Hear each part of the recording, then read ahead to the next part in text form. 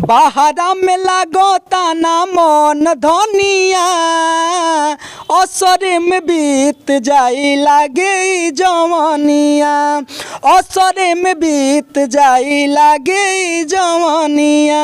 घरवा में रोअतिया राउर कनिया, घरवा में रोअतिया राउर कनिया, असरे में बीत जाई लागे ई जवानिया, असरे में बीत जाई राजा ई जवानिया।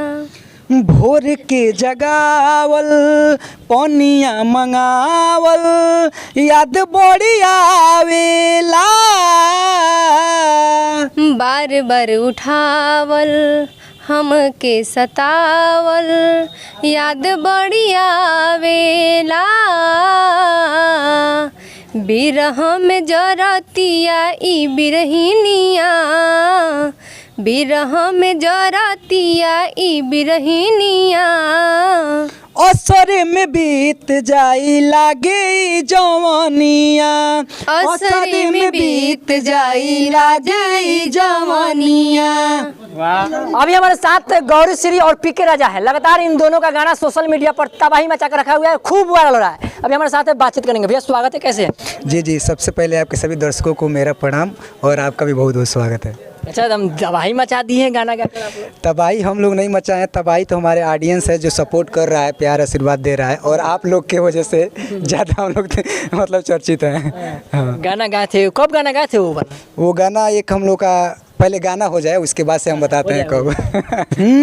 बाहरा में लागोता ना मन धनिया, बाहरा में लागोता ना मन धनिया, असरे में बीत जाई लागे ई जवानिया, असरे में बीत जाई लागे ई जवानिया। घरवा में रोअतिया राउर कनिया, घरवा में रोअतिया राउर कनिया, असरे में बीत जाई लागे ई जवानिया, असरे में बीत जाई राजा ई जवानिया।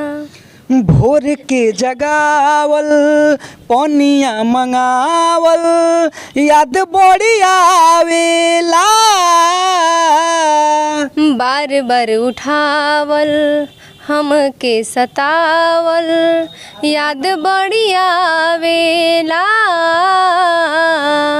बिरह में जरतिया ई बिरहिनिया, बिरह में जरतिया ई बिरहिनिया, असरे में बीत जाई लागे ई जवानिया, असरे में बीत जाई राजा ई जवानिया।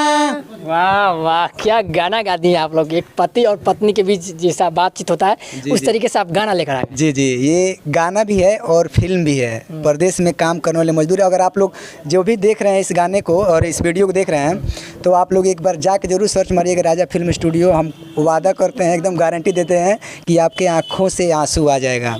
मजदूरों के ऊपर बना है, बिल्डिंग जो मारने जाते हैं परदेश में, बिल्डिंग का काम कर लेते हैं लोग, उन्हीं के ऊपर बनाया गया है फिल्म। पीके राजा थे और इधर है गौरी श्री। दोनों आदमी का गाना आप लोग सुने हैं किस तरीके से गाना गाते हैं, काफ़ी उस वक्त वायरल हो रहे हैं।